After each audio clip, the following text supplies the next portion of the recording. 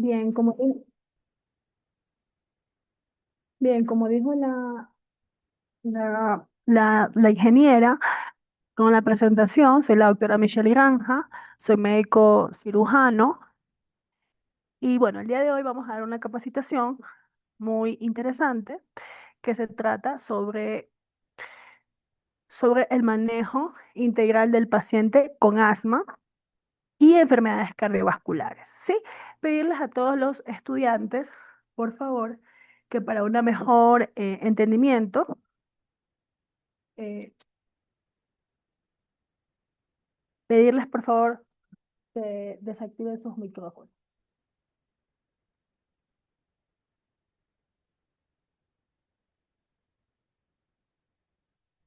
Bien, para ello tenemos que conocer, ¿verdad?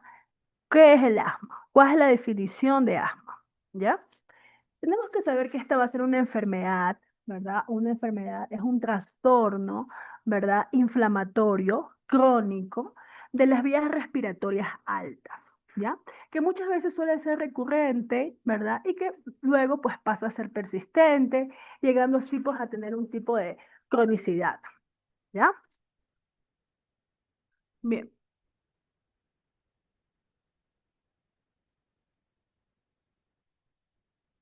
entonces dicho esto, es importante saber que dentro de las patologías más principales que tenemos de las vías respiratorias, pues va a ser el asma, ¿no? Bien, entonces dicho esto, ¿verdad? Eh, es importante que comprendamos cuáles van a ser las manifestaciones clínicas del asma, ¿no? Bien, el asma se va a, esta enfermedad, esta patología, se va a presentar con la dificultad para respirar. ¿Qué quiere decir dificultad para respirar? ¿Verdad? Que es una disnea, ¿verdad? El paciente muchas veces pues va a manifestar que tiene una opresión en el pecho, ¿verdad? Que siente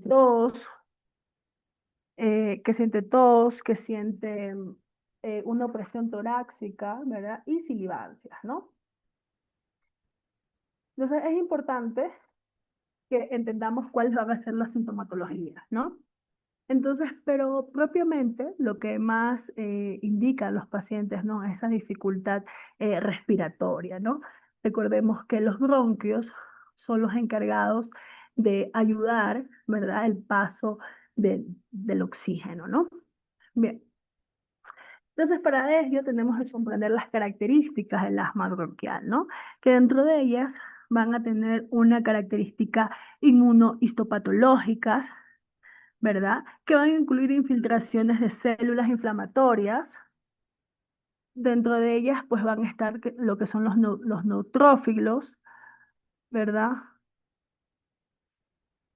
¿Verdad? Los neutrófilos, los eosinofílicos, ¿verdad? Y también pues los linfocitos, y llevando así una activación de los mastocitos, ¿no? Bien, en cuanto a lo que es el asma, ¿verdad? ¿De dónde va a ser la etiología, no? Recordemos que van a tener diferentes tipos de factores etiológicos que se va a desarrollar, ¿no? Dentro de ellos, pues va a ser los factores predisponentes como es el huésped, ¿verdad? Como son los factores contribuyentes, como son los factores inductuales, ¿verdad? Dentro de los factores predisponentes, vamos a tener la predisposición genética, la atopía. Los factores contribuyentes van a estar la polución de aire, ¿verdad? Pacientes que son alérgicas al polen, pacientes que son alérgicas al tabaco. También va a estar mucho el estatus socioeconómico, las infecciones respiratorias. También tenemos los factores causales, como son los ácaros del polvo, la caspa del animal, los hongos y también agentes farmacológicos, ¿no? Bien, dentro de lo que es la atopía, ¿verdad? Dentro de los factores genéticos, aquí se va a sumar también los factores ambientales, ¿no? ¿Qué quiere decir esto? Esto quiere decir que la atopía va a provenir de la producción de anticuerpos de IgG, ¿verdad? Específicos, ¿no? que van a estar pues regidos a mecanismos ya genéticos, ¿verdad? Entonces eso tiene que ver mucho los antecedentes familiares, ¿no? Antecedentes familiares de enfermedades alérgicas. Bien, y a lo que es, en cuanto a lo que es la fisiopatología, lo que es la fisiopatología, ya, ¿qué tiene que ver la fisiopatología? ¿Por qué la vamos a mencionar aquí? Porque es de mucha importancia para que comprendamos cómo se da, ¿verdad?, esta patología, ¿ya?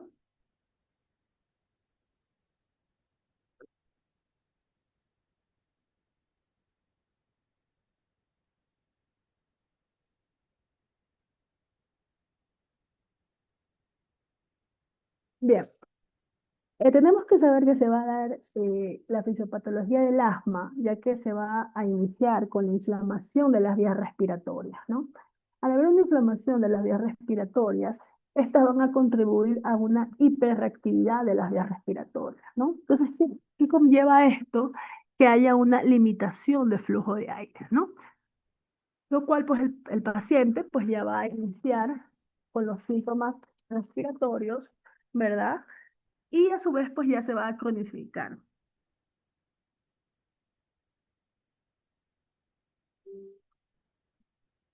Y a su vez, ¿verdad? Es importante saber que hay muchos pacientes que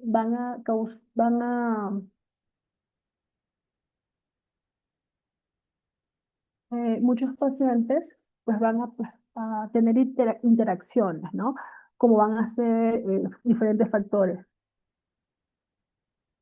¿ya? Diferentes factores, sean estos, como ya les mencioné, ¿no? Familiares, em, sean genéticos, o muchas veces pues ya predisponentes a factores, ¿no? Bien, en cuanto a lo que es, ¿verdad? Cómo se va a desencadenar todo esto, ¿no? Todo esto van a tener antígenos, ¿verdad? Que van a ser de respuestas, ¿no?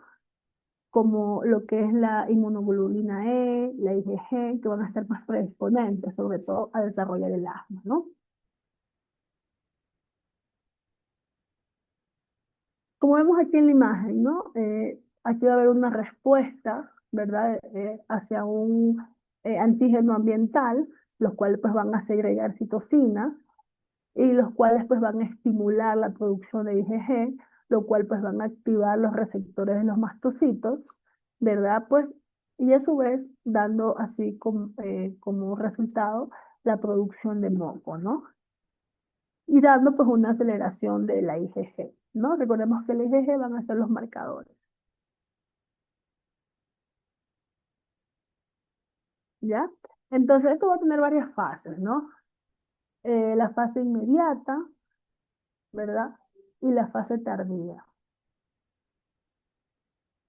Bien, en cuanto a la fase inmediata, esta es cuando hay una broncoconstricción, ¿verdad? De los bronquios, lo cual pues va a aumentar la producción de moco, va a haber una vasodilatación,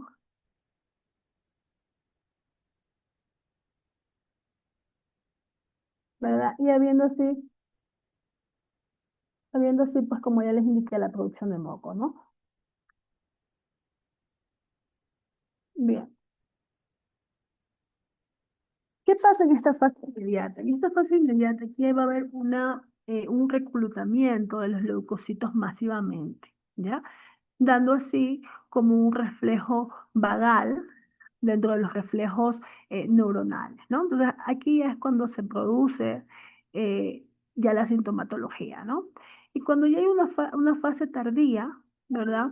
Ya una vez que hayan sido reclutados los leucocitos masivamente, ¿verdad? Ya pasa a la otra fase, que es el de reclutamiento de leucocitos, ¿no? Entonces aquí hay un reclutamiento de, de neutrocitos,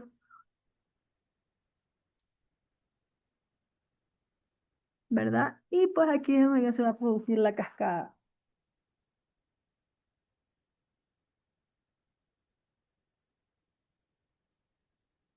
Bien. En cuanto a la obstrucción, ¿no? De la obstrucción bronquial, como vemos en la imagen, inicialmente, ¿verdad? Va a haber una obstrucción de las vías respiratorias, ¿verdad? Lo que va a causar el mecanismo,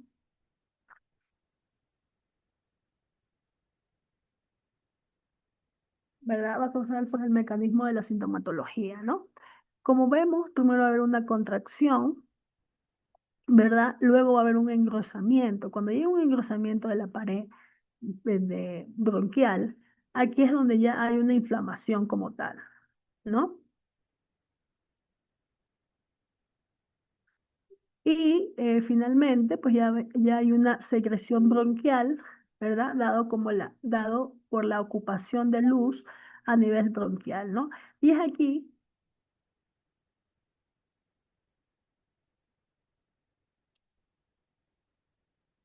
donde ya se ven todas las manifestaciones.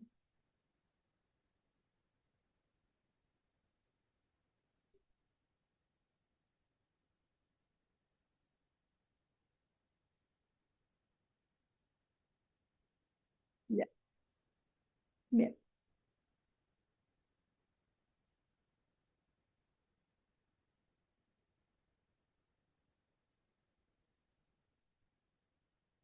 Y en cuanto a una hiperrespuesta bronquial, ¿verdad? Aquí es cuando hay una respuesta acelerada, ¿verdad? Donde va a haber dos tipos de mecanismos, bien sea por alteraciones de la conducta del músculo liso y bien sea por los cambios inflamatorios de la pared bronquial, ¿ya?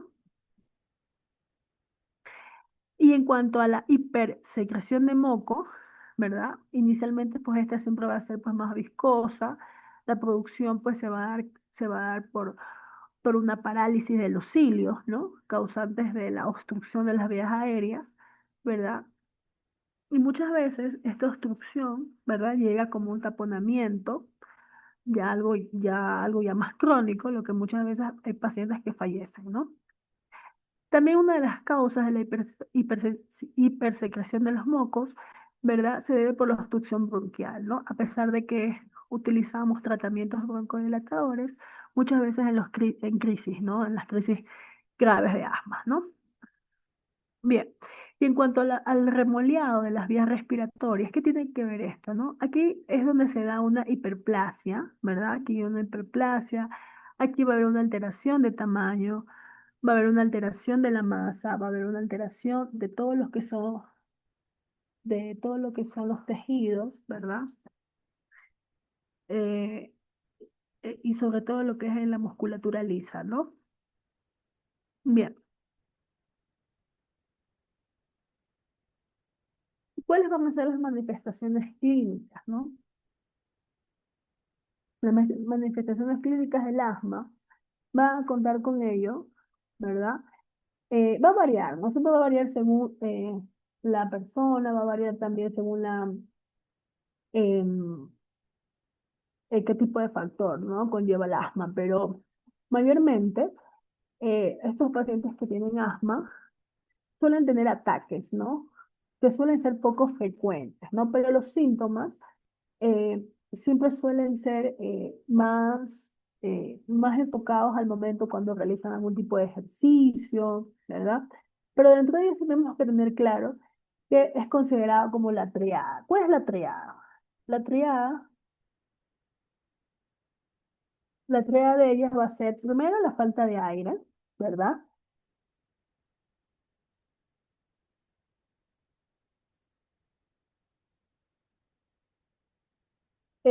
La falta de aire, el dolor o la presión del pecho, va a haber silivancias al momento de exhalar, ¿verdad? Que mayormente es un signo clásico para los niños, ¿verdad? Pero mayormente siempre va a estar relacionado con la tos, ¿no? La tos, que muchas veces suele ser empeorado al momento de pacientes que, pues contraigan el virus de la gripe, ¿no? El virus de la gripe o el virus de de la influenza, ¿no? Hay que tener claro que dentro de los síntomas, ¿verdad? Que van a indicarnos a nosotros que va a haber un empeoramiento, o sea, una gravedad. Es muchas veces cuando ya los signos y los síntomas del asma son mucho más frecuentes, ¿no? El paciente que tiene una disnea muy marcada, ¿verdad? El paciente ya está desaturando y muchas veces ya va a necesitar un inhalador con mayor frecuencia, ¿no? Entonces es importante que sepamos que muchas veces en estos pacientes, ¿verdad? Se va a exacerbar, ¿no? En ciertas situaciones, como por ejemplo cuando los pacientes con asma, ¿verdad? Ese ha sido provocado por ejercicio, ¿verdad? Que muchas veces puede, pues, empeorar con el aire frío o seco, con el asma ocupacional, este se va a desencadenar en áreas de trabajo, ¿no? Muchos de esos pacientes que están expuestos a diferentes factores químicos, gases, polvos, ¿no? También el asma inducido, ¿verdad? Que este pues se va a dar, este pues se va a dar inducido por alergias, ¿no? O sea, en estos por desencadenantes de sustancias, por sustancias sean por hongos, por esporas,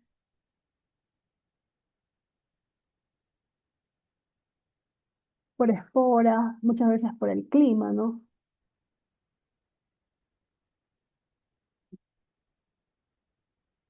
Bien. ¿Y cuáles van a ser los tipos, ¿no? Los tipos de asma, ¿no? Dentro de ellos el asma bronquial, que este va a ser un asma atópico, alergénico, que va a ser desencadenado por antígenos del medio ambiente, ¿no? Son estos como polvos, contaminantes, ¿verdad? Como por ejemplo el pelo del gato, los pelos de los animales, ¿verdad? También por el polen, cuando hay cambios de invierno.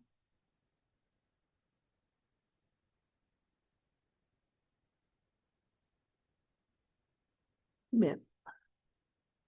Y en cuanto a la asma no atópica, infecciosa, esta se da porque es un desencadenante, ¿verdad? Ya por infecciones del tracto respiratorio, ¿no? Recordar que no se van a dar por bacterias, aquí netamente son a nivel de virus, ¿no? Sean estos los parainfluenzaes, los rinovirus, ya. También hay asmas inducidos por fármacos, ¿no?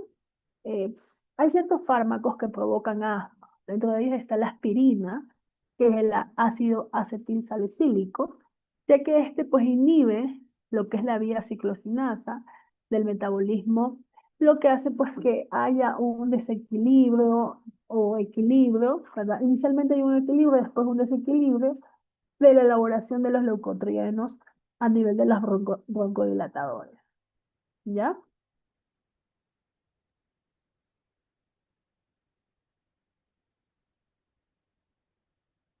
Bien,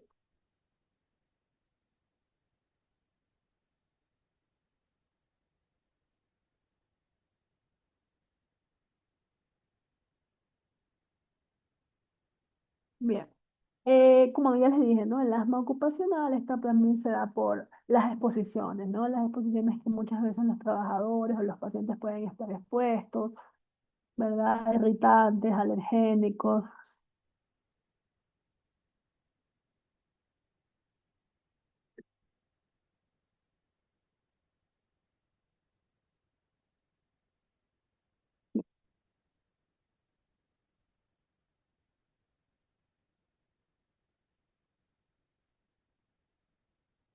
También tenemos, como ya les dije, ¿no? El asma inducidos por los ejercicios, ¿no? Esto muchas veces se da por consecuencias de una liberación de mediadores, dando congestiones vasculares en los bronquios, ¿verdad? Durante los ejercicios, ¿no? Las personas van respirando y ahí pues ya les produce pues la broncodilatación, habiendo pues una significativa respuesta de manifestaciones, ¿no? Entonces, dentro de ellos, que quede claro, ¿no? Que el asma es un trastorno inflamatorio crónico de las vías respiratorias, ¿no? Y que va a estar dado por por diferentes causas, ¿no? Están estas hereditarias, actividades físicas, polvo, por animales, ¿no? Su pelaje, su caspa. También se da por emociones fuertes, por estrés, por el humo del tabaco, ¿no? Y dentro de los síntomas más importantes, la disnea, el dolor, las sibilancias, la tos, ¿no? Frecuentemente. Bien. Y vamos a tener los medios de diagnóstico, ¿no? Bien, es importante que para los medios de diagnóstico, ¿verdad? Eh, para poder nosotros hacer un buen tratamiento bronquial, ¿verdad? Es esencial siempre,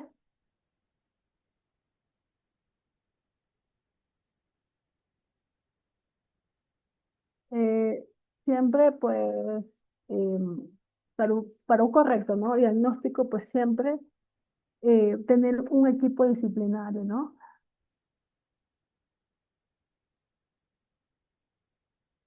Lo primero que tenemos que hacer siempre es, un momentito, por favor.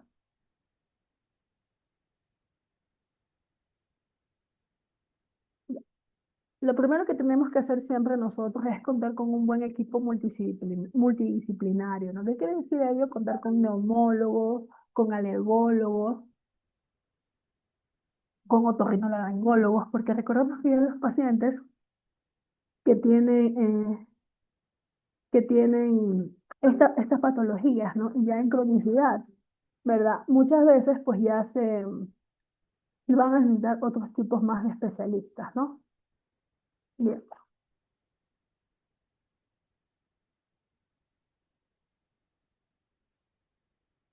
Entonces, cuáles van a ser estos diagnósticos que vamos a utilizar nosotros? Ya. Primero, importante que vamos a necesitar, ¿verdad? Hacer las pruebas de metalcolina, ¿no? Para poder así eh, comprender si el paciente tiene algún tipo de alergenia. También lo que es la espirometría, ¿verdad? Para así con pruebas de broncodilatadores, vamos a necesitar también las pruebas radiológicas, ¿no? Las pruebas de imágenes. Generalmente siempre iniciamos con imágenes,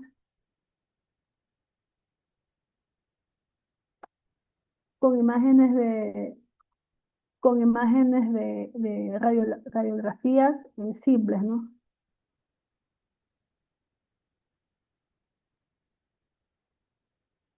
Y después, pues ya, dependiendo,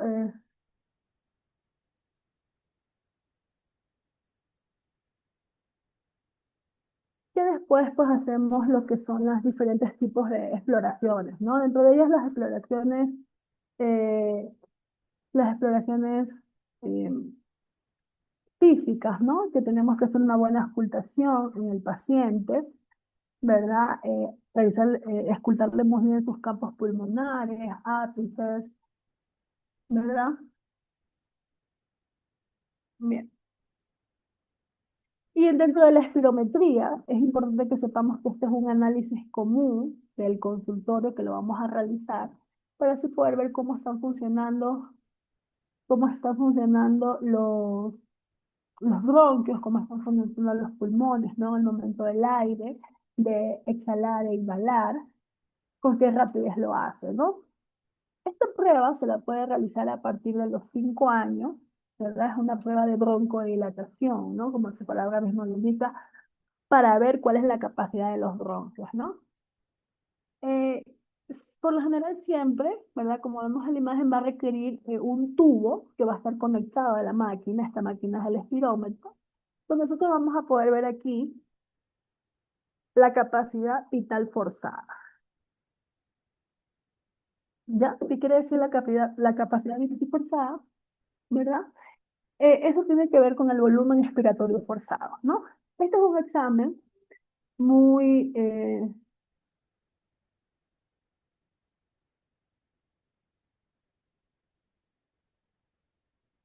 esto, este es un examen donde se le pide al paciente, esto se le pide al paciente que por favor tome aire, ¿verdad? Y que pues respire lo más que pueda, y pues, para ver así pues cuál es su capacidad respiratoria.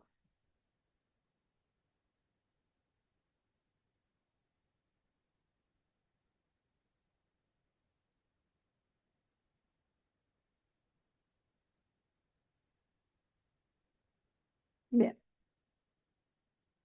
Entonces aquí podemos ver la interpretación de la espirometría, ¿no? Cuando le pedimos al paciente que respire, este espirómetro pues nos va a presentar un flujo donde nosotros vamos a poder observar, ¿no? Depende de la curva. Si la curva es mayor a 8 litros, ¿verdad? Y va a haber un descenso por mayor de 4, nos indica que es una espirometría normal, donde hay una capacidad vital forzada normal, ¿no? Cuando hay una obstrucción ligera, es cuando hay, la expiración se da por encima de los 6 litros y baja por debajo de los 4 litros, ¿no? Y cuando hay una obstrucción severa, aquí es donde no alcanza los 4 litros de flujo, ¿no? Y hay un descenso mayor de 4 litros de volumen, ¿ya? Entonces, este test de broncolatación es una prueba que se realiza para comparar las variables espirométricas, ¿no? Antes y después de la administración de los broncodilatadores, que mayormente pues damos, ¿no? Los pacientes en estas reacciones cortas. También es importante la existencia de si es que hay alguna obstrucción reversible. También para poder evidenciarse un incremento de la FiO1, ¿verdad? Que es la fuerza expiratoria ventilatoria, que sea igual o superior al 12%, ¿ya? Entonces, dentro de los parámetros, ¿verdad? Dentro de los parámetros que vamos nosotros a medir para un paciente, primero va a ser la variación, ¿no? La variación del volumen expiratorio forzado, siempre en el primer segundo, ¿no? Esto va a ser utilizado por fórmulas, ¿verdad? Que les he dado el material de estudio, ustedes que pueden utilizar la fórmula. También dentro de los parámetros vamos a tener los porcentajes ponderados, que también se dan por fórmula, ¿verdad? Que estas fórmulas pues van a conllevar entre el volumen expiratorio forzado en el primer segundo, menos la pre-broncodilatadores que hemos usado, ¿verdad? En una espirometría basal, sobre los post-broncodilatadores, ¿no? O sea, después de haber usado los broncodilatadores, ¿no?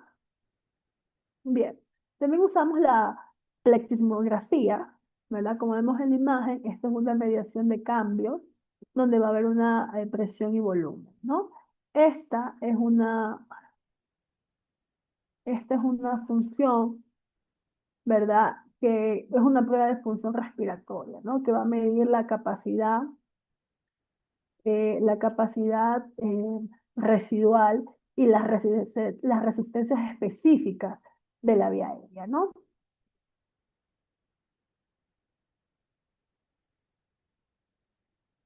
Bien, y dentro de las mediciones de la capacidad funcional residual, ¿no? De resistencias específicas de la vía aérea, ¿no? Bien, ¿y cuál va a ser el tratamiento? Dentro del tratamiento vamos a tener claro, ¿verdad? Que vamos a utilizar un adecuado tratamiento para cada paciente, que va a ser crucial para mantener eh, la tranquilidad del paciente y sobre todo que no haya una cronicidad, ¿no?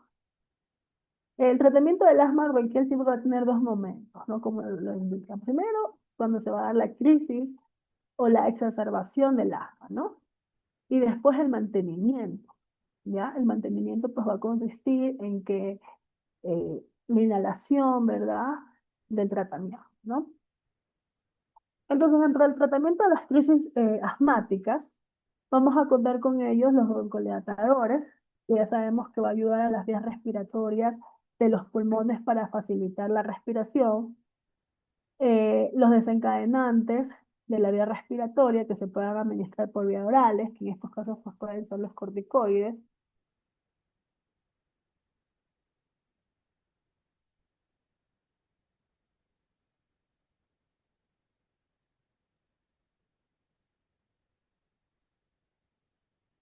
Bien. Dentro de los medicamentos que utilizamos es el salbutamol, ¿verdad? El salbutamol, este pues va a ser una suspensión para inhalación. Eh, ¿Cuáles van a ser las indicaciones, no? Recordemos que esto es un fármaco que va a ayudar principalmente a la broncodilatación, ¿no? Y lo podemos utilizar para, no solamente para el asma, sino,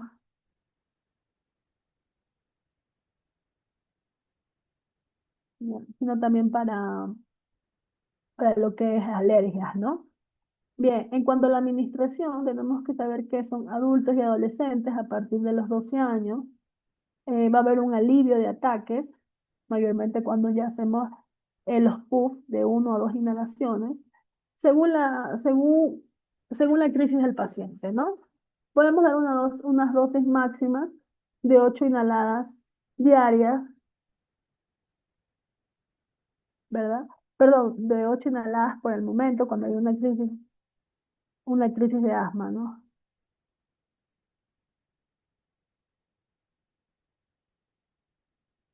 Bien.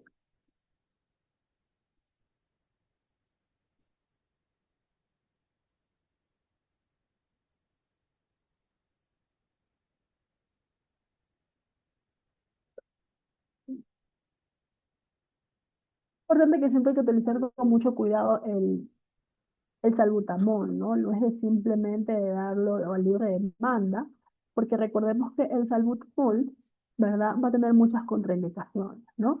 Por eso es que hay dosis máximas, ¿no? Como dosis máximas podemos dar 8 inhalaciones o 8 puffs diarias como máxima, y siempre ya en adolescentes a partir de los 12 años, ¿no? Cuando hay un alivio para ataque puede ser una inhalación, ya cuando ya son más de 2 inhalaciones ya es porque hay una crisis asmática, ¿ya? Entonces hay que tener mucho cuidado porque hay graves trastornos cardíacos, suele haber hipertensiones graves, suele aumentarse aquí la presión, mayormente si son cuando son pacientes con diabetes, ¿verdad? Tener mucho cuidado. O pacientes también que tienen hipopotacemias no controladas o hipertiroidismos no controlados, ¿ya? Bueno, la manera de administrar el salbutamol, ¿verdad? Suele utilizarse un dispositivo de Vortex, como vemos en la imagen, o también denominado aerochambers, ya que pues como vemos, solemos quitar la tapa protectora, agitamos el inhalador y emitimos 2 pulverizaciones en el aire antes de ser administrados, ¿no? Es importante siempre que comprobemos el inhalador, ¿no? ¿Y cómo lo vamos a hacer? Dando las 2 pulverizaciones en el aire, ¿ya? Bien, entonces dentro de las formas de administrar, ¿verdad? Primero vamos a quitar la tapa protectora, verificamos que esté limpio en el interior y el exterior de la boquilla, agitamos bien el inhalador, ¿verdad? Durante unos segundos, mayormente 5 segundos antes de usarlo, mantenemos el inhalador siempre en una posición vertical, vamos a colocar el pulgar en la base del inhalador y el otro dedo debajo de la boquilla, ¿no? Entonces se debe pues exhalar de forma cómoda en el interior de la boquilla, ¿no? Entonces el paciente debe poner pues su boca dentro de la boquilla, entre los dientes, ¿no? Y cerrar con los labios, pero sin morderla, ¿no? Después de la aspiración por la boca, hay que pulsar la parte superior del inhalador para recibir una ráfaga, ¿no? Unos puffs, ¿no? Que siempre van a hacer una aspiración firme y profunda. Es importante siempre que el paciente inhale, ¿verdad? Eh, Inhale en una posición sentada, ¿no? O de pie, ¿no? Si es necesaria otra descarga, es importante siempre, pues, conservar siempre el inhalador de una posición vertical, ¿no? Bien, después de utilizarlo, entonces cerrar, ¿verdad? La tapa, ¿verdad? Contra la boquilla para mantenerse así que esté libre de polvo, de pelusas, ¿no? Y de agentes infecciosos sobre todo, ¿ya? Bien, ¿qué es el aerochamber? Ya, como vemos en la imagen, esta es un tubo plástico, ¿verdad? En la parte final podemos observar que es una goma sellada y una pieza en que va de la boca y una válvula que va a ser pues conectada al aerosol, ¿no? Como se llama spray, ¿no? Como vemos aquí. Va a ser ideal para las personas con asma, ¿no? Porque, bueno, suele ser pequeño, mayormente para los niños, ¿no? Que es muy fácil de usar. Bien. ¿Cómo va a funcionar? Va a ser como un espaciador, ¿verdad? Que va a ayudar a enviar al medicamento a en pequeñas cantidades, donde van a estar muy bien dadas a toda la vía respiratoria, ¿no? Aquí igual les he dejado una imagen, perdón, un videito para que ustedes puedan observar cómo se da esto. Bien, dentro de los medicamentos también tenemos la terbutalina, que esto está dado para el tratamiento y la prevención de sibilancias, pacientes con falta de aire, con dificultades para respirar, pacientes provocadas por asma, pacientes provocadas por bronquitis crónica, provocadas por efisemas también, ¿no? De que la terbulamina, relaja y abre las vías respiratorias, ¿no? Siendo este pues un fármaco antagonista beta, ¿ya? También tenemos dentro del tratamiento el hipatropio. Bueno, dentro de esto, pues vamos a tener para pacientes que tienen respiraciones con sibilancia, pacientes que tienen dificultades para respirar, estrechez en el pecho, tos con el POP, ¿verdad? ¿Cuánto vamos a administrar siempre en pacientes? Mayormente conocemos en nebulizaciones de 250 o a su vez con inhalaciones con 4 puff, ¿ya? Dentro de los efectos secundarios, como toda medicación, va a haber náuseas, mareos, acidez estomacal, constipaciones, sequedad en la boca, dificultad para orinar, ¿no? Bien, y dentro del tratamiento del mantenimiento del asma, es importante saber que tenemos que contar con medicamentos preventivos. Sirve para prevenir nuevas exacerbaciones del asma, como son los cortes inhalados, que estos pues van a ser una forma pues, mucho más segura para el paciente y a su vez pues van a desinflamar los bronquios, ¿no? En cuanto a los anticuerpos mononucleares, estos pues van a ser capaces de unirse a ciertas pues moléculas que han desencadenado los síntomas del asma, ¿ya? Entonces, estos anticuerpos mononucleares van a ayudar a que no exista más producción de síntomas del asma, ¿ya? Entonces aquí les he dejado un algoritmo de cómo se realiza, ¿no? El manejo de crisis agudas a nivel domiciliario, ¿no? Entonces, a nivel domiciliario vamos a tener que valorar la gravedad, vamos a tener que valorar la medición de PEF, ¿verdad? Si hay valores menores del 50%, la mayoría de recordar que ya va a ser algo de agudeza ya de gravedad, ¿verdad? Dando como el grado es inicial, la tos, la dificultad respiratoria, la opresión torácica, ¿verdad? Que pues va a desencadenar a una crisis, ¿no? ¿Cuál va a ser el tratamiento? El tratamiento pues vamos a iniciar cuando estamos en casa con beta agonistas de acción corta de 3 administraciones, ¿no? Que pueden ser de 2 a 4 puff en 20 minutos, ¿no? O a su vez también con una dosis de tratamiento nebulizado, ¿no? Bien, cuando hay una buena respuesta cuando hay una crisis leve, va a haber una PIF menor al 80%, ¿ya? No va a haber sibilancias, no va a haber taquicardia, puede continuar dándose dosis de beta-adrenérgicos cada 3 a 4 horas durante 24 a 48 horas. Los pacientes que están bajo tratamientos con esteroides inhalados, podemos doblar la dosis, ¿no? Bien, y en cuanto a las respuestas incompletas o crisis moderadas, aquí es cuando va a haber una PIF entre 50 y un 80%, ¿ya? Aquí ya los pacientes van a tener sibilancias, taquimias, ¿verdad? Y muchas veces, pues aquí ya van a necesitar corticoides orales, van a continuar con los beta-adrenérgicos, ¿ya? Y aquí es cuando hay una mala respuesta de crisis, ya una crisis grave es considerada, es cuando tienen una PIF menor del 50%, ¿ya? Aquí va a haber marcadas sibilancias, va a haber taquimias, ¿verdad? Va a haber distrés respiratorio, Y aquí podemos añadir corticoides orales y también pues repetir beta adrenérgicos inmediatamente.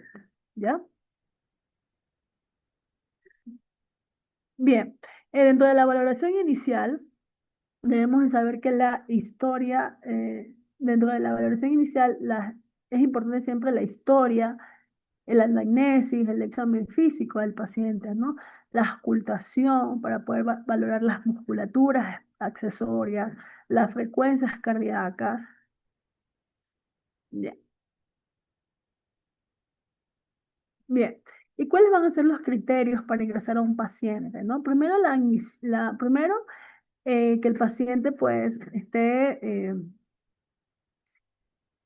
con un trabajo respiratorio continuo, ¿no? Que tenga una saturación menor o igual del 90%.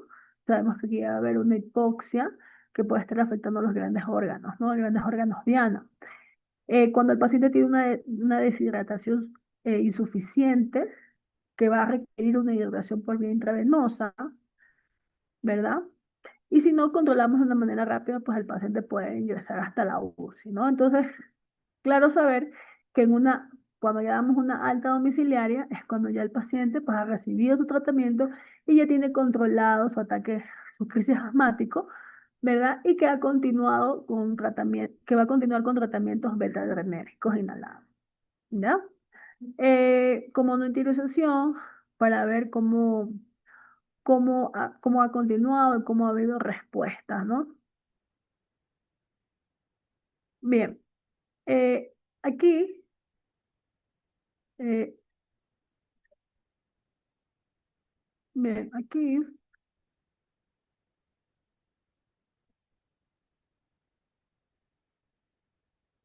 bien.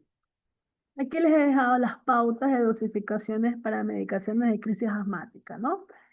¿Cuál va a ser el inicial? El salbutamol, que lo podemos utilizar como una nebulización de 5 miligramos por milímetro. En adultos, de 2,5 a 5 miligramos cada 20 minutos. Podemos dar 3 dosis. Después podemos ir aumentando un poco más de miligramos, hasta 10 miligramos cada 1 a 4 horas, según la crisis del paciente, ¿no? Bueno, en niños, pues aquí es de 0,15 miligramos sobre kilos, dosis mínima. Podemos solamente dar hasta 2,5 miligramos cada 20 minutos, ¿no? Podemos dar 3 dosis, después podemos dar de 0,15 a 0,3, ¿no? Bien, podemos darle también nebulizaciones continuas. Importante que siempre debemos iniciar con beta-adrenérgicos selectivos para que haya una mejor liberación, ¿no? Recordemos que con aerosol va a ser mucho mejor, ¿no? La eficacia, ¿ya? Eh, en cuanto a los puff, ¿verdad? En adultos de 4 a 8 puff cada 20 minutos durante las primeras 4 horas. Después ya lo podemos hacer de 1 a 4 horas según cómo vaya evolucionando el paciente, ¿no?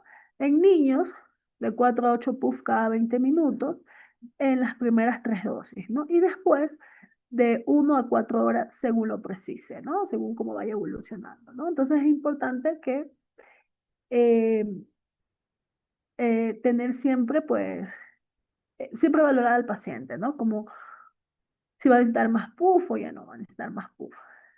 Bien, y en cuanto a los beta agonistas ya sistemáticos que podemos utilizar ya en pacientes con gravedad, pacientes que ya están a nivel hospitalario, ¿no? Los parentelales, ¿no? Podemos utilizar adrenalina, 1 miligramo sobre mililitros. En adultos podemos utilizar de 0,3 a 0,5 miligramos cada 20 minutos. En niños, de 0,1 milímetros.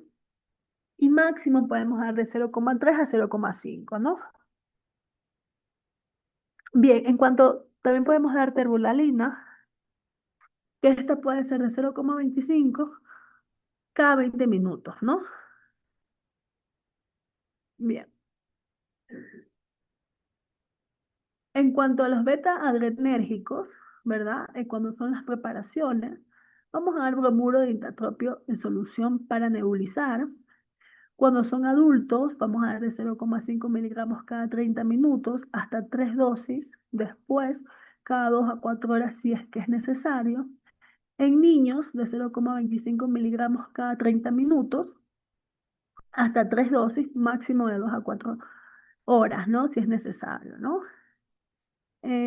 Recordemos que también podemos utilizar prednisolona, metilprednisolona, prednisolona, que son antihistamínicos que van a ir muy bien con lo que son las reacciones inflamatorias, ¿no?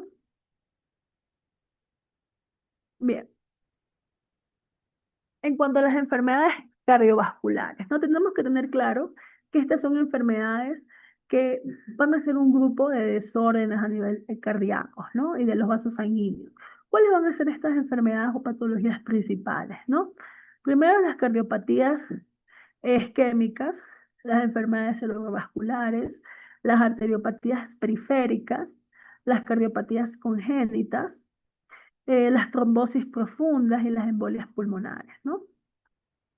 Bien, ¿y qué son las cardiopatías isquémicas? ¿No? Tenemos que saber que la cardiopatía isquémica, o también denominada enfermedad coronaria, se va a producir cuando las arterias, ¿verdad? Las arterias que son estas que suministran, ¿verdad? El oxígeno, ¿verdad? Suministran el oxígeno, suministran la sangre del corazón, se obstruyen, ¿no? Entonces, al haber una obstrucción, puede darse de una manera parcial o de una manera incompleta, ¿no? O completa, dando así que el flujo sanguíneo, pues, no llegue de una manera correcta, ¿no? Entonces, al no haber esto, hay una hipoxia, ¿verdad? Y esta hipoxia es la que pues causa graves problemas, ¿no? A nivel, recordemos que la hipoxia es la falta de oxígeno, ¿no? Bien. ¿Y qué es el infarto agudo de miocardio? Ya, este de aquí, recordemos que el infarto agudo de miocardio va a ser una obstrucción total de las arterias, dando como síntomas muy parecidos a una angina de pecho, ¿no? Pero mucho más intenso, mucho más progresivos, mucho más duraderos, ¿no? Que pueden, ¿verdad? Que pueden ser acompañados por diferentes tipos de manifestaciones, ¿no? ¿Cuáles son estas manifestaciones? Eh, estas manifestaciones pueden ser náuseas, vómitos, sudoraciones, ¿verdad? Y si la falta de oxígeno, ¿verdad? Es de una manera prolongada, que va a causar una necrosis, ¿no? Sabemos que la necrosis es la muerte del miocardio, ¿no? Pero previamente a ello, se puede presentar en pacientes una parada cardiorrespiratoria, ¿ya? Bien, en cuanto a la angina de pecho, esta es una obstrucción parcial de la arteria que se va a denominar, se va a manifestar en los pacientes como un dolor o una opresión, ¿ya? Que muchas veces los pacientes suelen indicar que se da por algún tipo de una emoción, ¿verdad? O algún esfuerzo, ¿ya? Bien, y en cuanto a las insuficiencias cardíacas, ¿verdad? Sabemos que esta va a ser la incapacidad del corazón para mantener sus funciones adecuadas y así poder aportar una mayor calidad y cantidad de sangre a los tejidos, ¿no? Lo hace de una manera deficiente, ya que pues la bomba del corazón pues se debilita, lo que produce las diferentes tipos de manifestaciones clínicas, ¿no? Como es la disnea, perdón, como es la disnea, que sabemos que es la sensación de falta de aire, lo que es el edema, como es la retención de líquidos en los pies y en las piernas, lo que es la fatiga, lo que es la debilidad, la mala tolerancia del ejercicio. Bien. Y entre los factores de riesgo que más nos preocupan a nivel cardiovasculares pueden ser de dos tipos, ¿no? Modificables y no modificables. Los que son no modificables son los marcadores de riesgo, ¿verdad? Sobre los que podemos nosotros actuar. ¿Cuáles son estos? Los familiares, la edad, ¿verdad? El sexo del paciente, el color, la etnia, ¿verdad? Y los que son modificables son aquellos que podemos actuar, ¿no? Como medidas preventivas. Ya, recordemos, los no modificables no podemos actuar con ellos, ¿no? No podemos modificar ni su edad, ni su sexo, ni sus antecedentes familiares, ¿no? Pero los modificables sí. ¿Y qué conllevan los modificables? Sus cambios de vida, ¿no? Cambios de vida, sedentarismo, tu alimentación, ¿ya? Entonces, dentro de las enfermedades cardiovasculares, ¿verdad? Recordemos que están dentro de las principales enfermedades crónicas no transmisibles de las enfermedades cardiovasculares, sea como es el cáncer, como es la diabetes, como son las enfermedades respiratorias crónicas, ¿no? Que son enfermedades que son no transmisibles, ¿ya? Bien. Y entre las enfermedades cardiovasculares, ¿verdad? Que, que recomendamos siempre en los pacientes, ¿qué es lo primero? Primero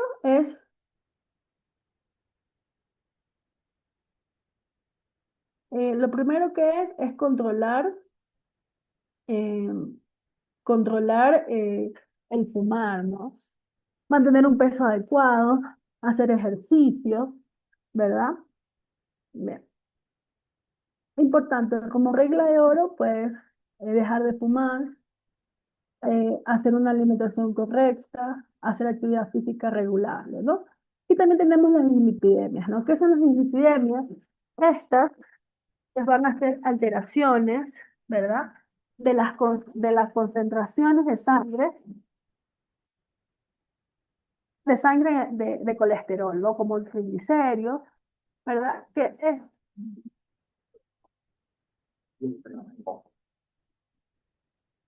Como ellas pueden ser el desarrollo, ¿no? Progresivamente en las paredes, ¿no? De las arterias. Bien. Y como conoceremos, hay dos tipos de colesteroles, ¿no? Colesterol bueno, el colesterol malo, ¿no? El colesterol bueno es aquel que regula, ¿verdad? El colesterol, y el colesterol malo es aquel que se deposita, pues, en las arterias, ¿no? Y es aquel que va a causar muchos daños, ¿no? Bien. Bien, dentro de ellos es importante que debemos saber cuáles van a ser las recomendaciones para que una persona pueda mantenerse, ¿no? Primero, conocer los niveles totales de colesterol, que siempre tiene que estar inferior a 200 miligramos sobre decibeles, ¿verdad? Que eso es lo deseable, ¿no? Los niveles de colesterol malo, que son los LDH, siempre tenemos que indicarles al paciente que debe estar por debajo de los 100 milímetros, ¿ya? Entonces, mientras que estos niveles de colesterol no superen, pues vamos a estar dentro de los rangos normales, ¿no? Entonces, pero todo esto no solamente lo vamos a hacer a nivel farmacológico, ¿no? Tenemos que indicarle al paciente sus cambios de estilos de vida, ¿no? Como ejercicios, como alimentaciones, ¿no?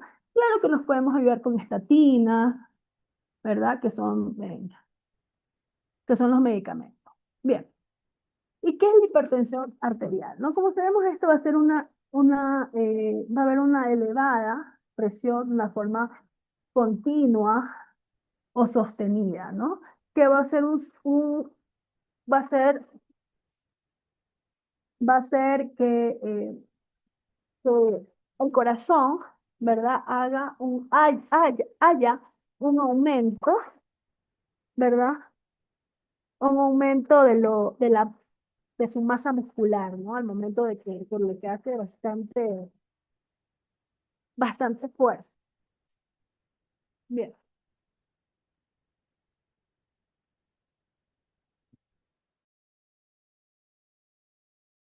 Importante saber que si nosotros no controlamos una hipertensión arterial, ¿no? El que hay una hipertensión arterial va a provocar una hipoxia, ¿no? Esta hipoxia va a ser de los grandes vasos, ¿verdad? Dando como consecuencia aneurismas, dando como consecuencia, dando como consecuencias enfermedades graves, ¿no? Entonces, ¿cómo afecta la hipertensión arterial en otros órganos, no? Afecta a nivel cerebral, a nivel renal, a nivel coronario, a nivel vascular, ¿no?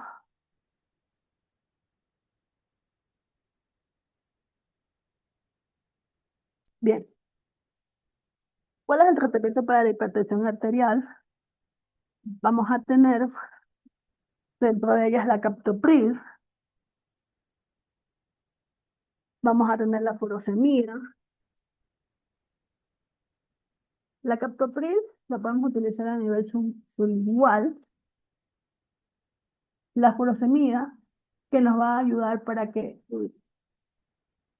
como un antidiurético, ¿no? Porque recordemos que la presión arterial lo que va a hacer es que exista un, va a haber una recuperación de líquidos, ¿ya? Bien. Eh,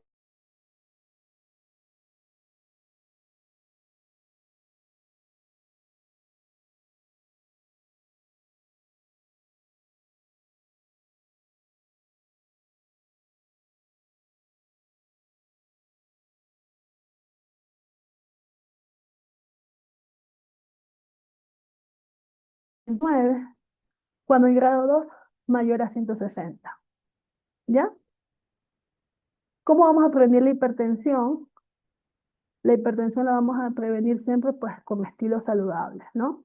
Con alimentación, dejar el tabaquismo, eh, limitar el alcohol, ¿verdad? Los hábitos sobre todo, ¿no? Y en cuanto a la diabetes es una enfermedad crónica eh, que afecta la forma en la que el cuerpo pues, utiliza la glucosa, ¿no? Que recordemos que la glucosa es un tipo de azúcar para obtener energía, ¿no? En la diabetes, los niveles de glucosa mayormente son demasiado altos, lo que produce una insuficiente cantidad de insulina, ¿no? Entonces, al no haber una calidad y una cantidad suficiente de insulina correctamente, pues lleva pues que haya una afectación. Recordemos que la insulina es producida por el páncreas, ¿no? Y pues que hace que hayan estos tipos de manifestaciones, ¿no? Recordemos que la diabetes afecta a muchos órganos diana, como las córneas, afecta a los riñones. ¿Ya? Entonces, ¿cómo vamos a prevenir la diabetes? Vamos a prevenirlas con la alimentación, con las verduras, ¿verdad? Con las frutas. Bien, y vamos a conocer dos tipos de diabetes, ¿no? Tipo uno y tipo 2. La tipo uno cuando es juvenil, tipo 2 ya cuando son personas adultas, van a necesitar medicamentos. También se va a presentar en diabetes gestacional. Y los síntomas más comunes de la diabetes, pues siempre va a ser aumento de sed, el paciente tiene muchas ganas de orinar, va a haber pérdida de peso, visión borrosa, fatigas, infecciones frecuentes, ¿verdad? Y entre las complicaciones de la diabetes, como ya les indiqué, ¿no? A nivel renal, daño ocular, daño nervioso. Bien, entre el tratamiento de diabetes tipo uno, pues siempre va a haber una bomba de insulina en los pacientes, ¿no? También se puede dar por cirugías bariátricas, lo podemos hacer en personas adultas, ¿verdad? Y bueno, mayormente lo que se utiliza pues es la metformina, ¿no? Los 250 miligramos, pero es importante indicarles al paciente siempre una vida saludable con ejercicio, ¿ya? ¿Tenemos alguna pregunta?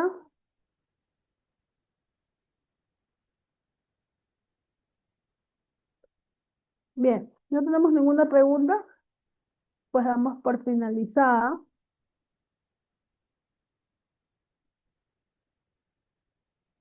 Bien. Bien, si no tenemos ninguna pregunta, pues damos por finalizada la clase. Muchísimas gracias por su tiempo.